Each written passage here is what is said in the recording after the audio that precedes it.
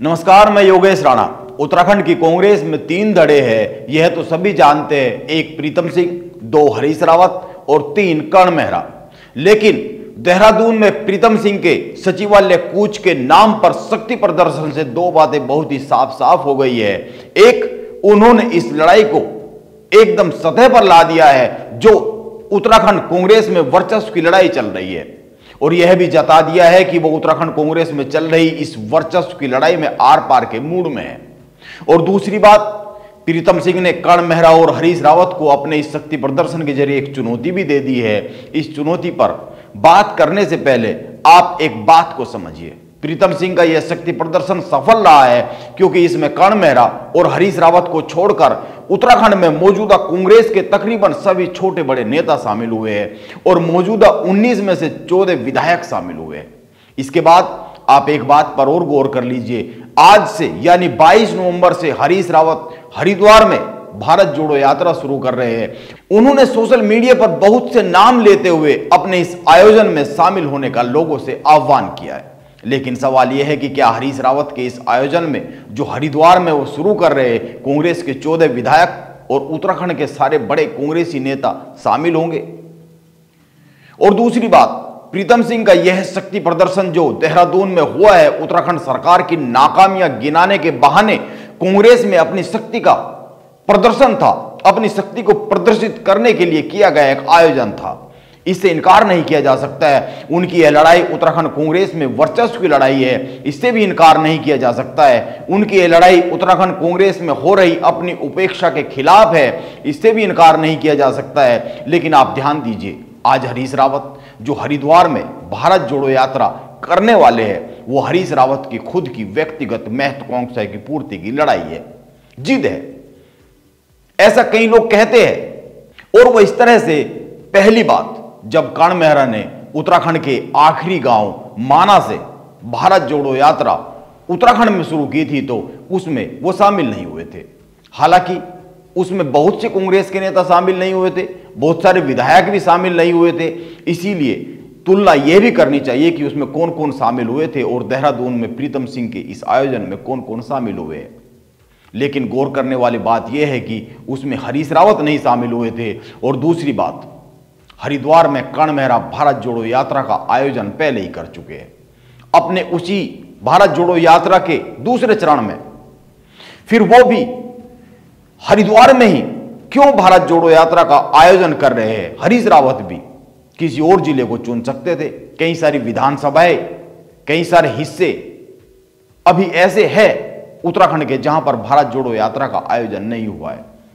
और तीसरी बात, हरीश रावत हरिद्वार में अपने जीवन का आखिरी चुनाव लड़ना चाहते हैं। वो 2024 के लोकसभा चुनाव को हरिद्वार सीट से लड़ना चाहते हैं। भले ही इसकी इजाजत कांग्रेस की ओर से मिले या ना मिले, वो कांग्रेस की ओर से इजाजत मिलने का इंतजार नहीं करना चाहते हैं, वो अपनी तैयारी शुरू करना चाहते हैं। वो 2024 तक ऐसा माहौल बनाना चाहते हैं ताकि कांग्रेस को मजबूरी में उनको वहां से टिकट देना ही पड़ जाए।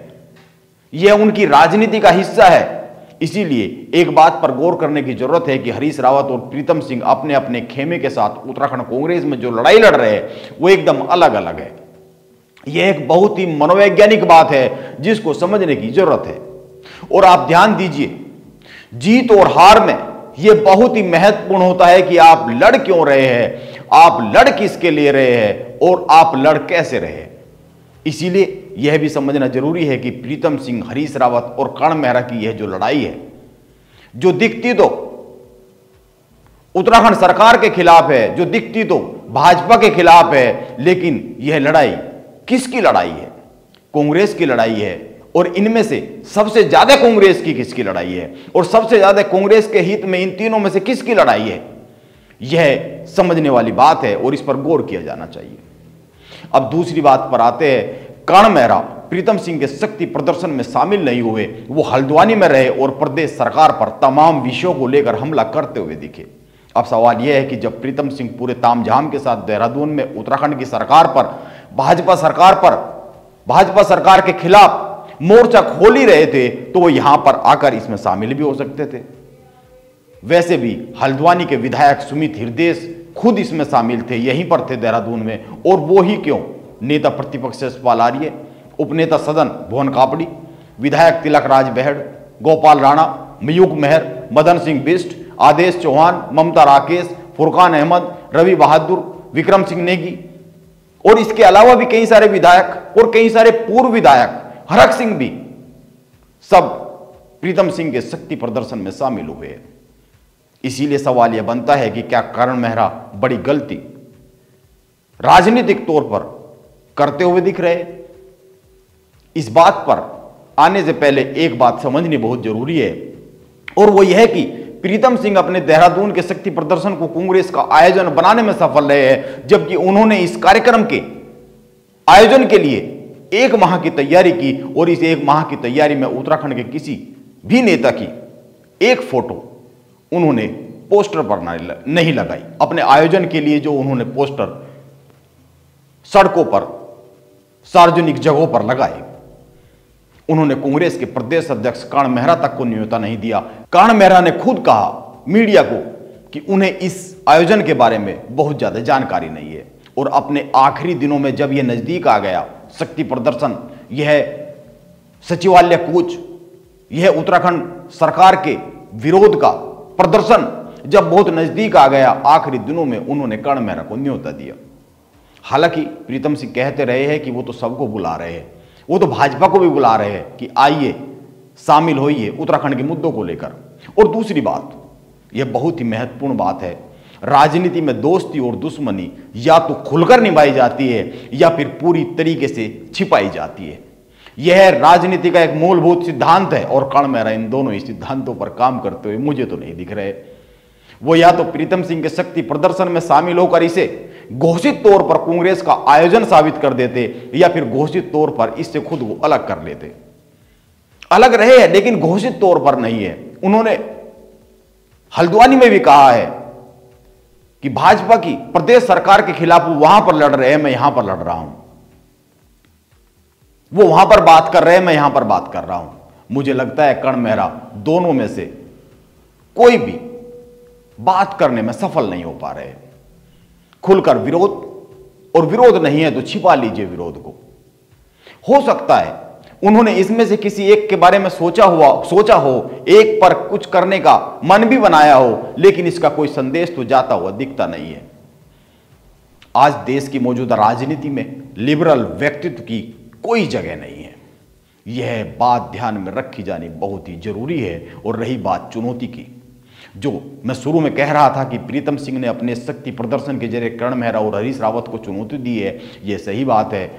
क्या कर्ण मेहरा या फिर हरीश रावत इस तरह से उत्तराखंड कांग्रेस के इतने नेताओं को, इतने विधायकों को अपने किसी व्यक्तिगत शक्ति प्रदर्शन में जोड़ पाएंगे?